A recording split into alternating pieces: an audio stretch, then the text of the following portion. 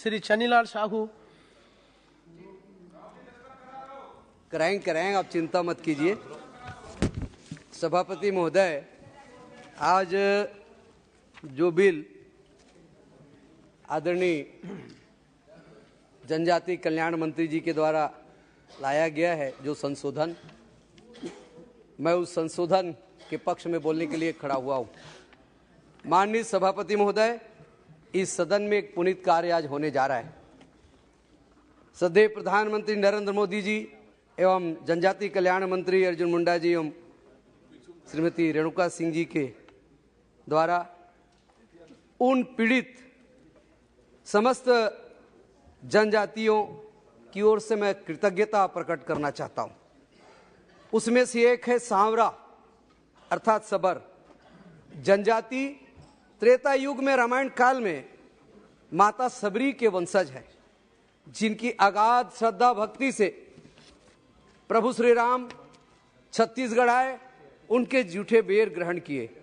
अर्थात आदि काल से प्रमाणित की जाती है कि वो जनजाति है, और जिस स्थान पे माता सबरी का आश्रम रहा उसको आज भी शिवरी नारायण कहा जाता है, जो कि सबरी नारायण है, अर्थात अपभ्रंश के कारण उसको शिवरी नारायण कहा जाता है।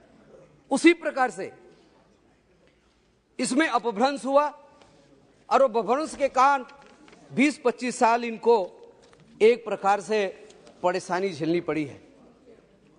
सांवरा जाति जनजाति जो है, रामायण काल में जिस प्रकार से उदाहरण मिला, एक और उदाहरण है।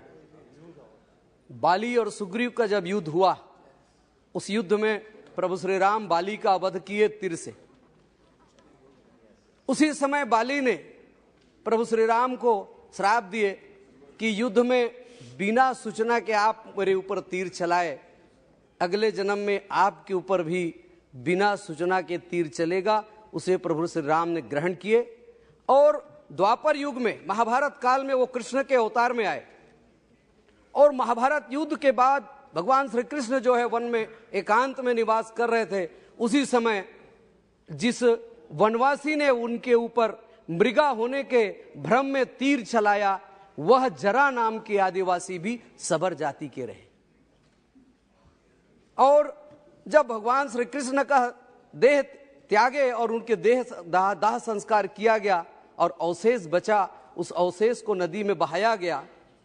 वह नदी में बहकर उड़ीसा तट के ओर चला गया। वहां एक विश्व बसु नामक एक वनवासी को वह देह अवशेष मिला, और उस अवशेष को वह विश्व बसु नामक जनजाति समुदाय के व्यक्ति वही था जो सबर जाति का था। घर में ले गया और भगवान का जो अवशेष है, जिसमें आत्मा था, उसको पूजा करने लगा। यह बात की जानकारी वहां के महाराजा को मिली, और महाराजा ने जैसे भी करके विश्व बसु के पास से उस भगवान श्री कृष्ण के अवशेष को ग्रहण करके आज जगन्नाथपुरी में स्थापित किया, जिसे हम महाप्रभु कहते हैं। महाप्रभु का विश्व प्रसिद्ध रथ यात्रा है, जो प्रतिवर्ष यात्रा मनाया जाता है। Please come to the bill. तो उस यात्रा में जो रस्सी खींचा जाता है वो भी सबर जाति का है। मैं सबर जाति का उल्लेख करना चाहता हूं सभापति, मैं सबर जाति का उल्लेख करना चाहता हूं सभापति महोदय। आज ऐसे सबर जाति का कल्याण हो रहा है इस पवित्र सदन के माध्यम से। इसी सदन के माध्यम से ऐसे पीड़ित जनजातियों का आज कल्याण होने जा रहा है, जो खास करके छत्तीसगढ़ उड़ीसा सीमांत प्रांत में रहते हैं, और वहां की बोली, वहां की भाषा एक अलग भाषा है, जिसको वहां की भाषा में लरिया भाषा कहा जाता है। उसी भाषा के कारण, उसी भाषा में उच्चारण भिन्न होने के कारण आज इस जातियों को जो पीड़ा झेलने पड़ी है, जाति प्रमाण पत्र के सत्यापन के समय उस उच्चारण को राज्य सरकार के अधिकारियों के द्वारा समझ नहीं पाने के कारण यह जो भ्रांति हुई, जो स्पेलिंग त्रुटि हुई, उसके कारण 18 वर्ष से उनकी कठिनाई झेलनी पड़ी है। यह जो सबर जनजाति है, बहुत कम पढ़े लिखे हैं और खेतीहर मजदूर हैं। मुख्य इनके व्यवसाय खेती मजदूरी से है। उच्च शिक्षा ग्रहण नहीं करते। जाति प्रमाण पत्र जारी नहीं होने के कारण 18 साल तक इनके बच्चे प्राइमरी शिक्षा भी ग्रहण नहीं कर पा रहे थे, कर पा रहे थे तो आरक्षण और छात्रवृत्ति का लाभ ग्रहण नहीं कर पा रहे थे।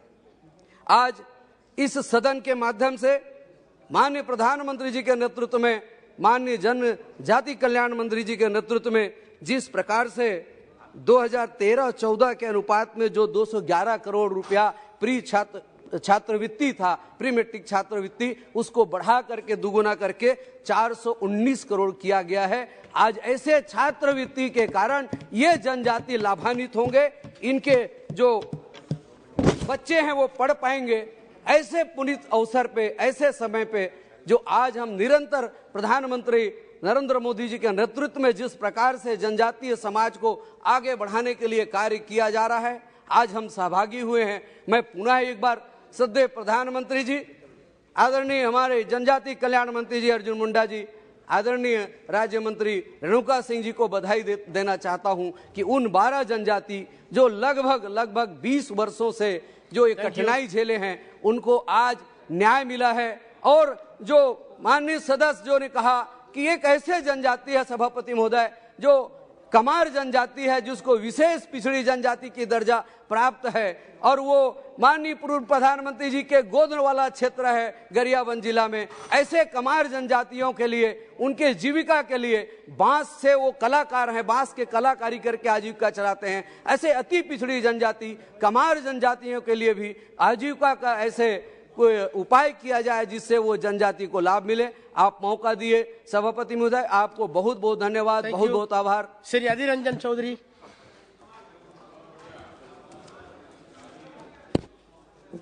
सर, पहले तो ये कहूंगा कि सबले बढ़िया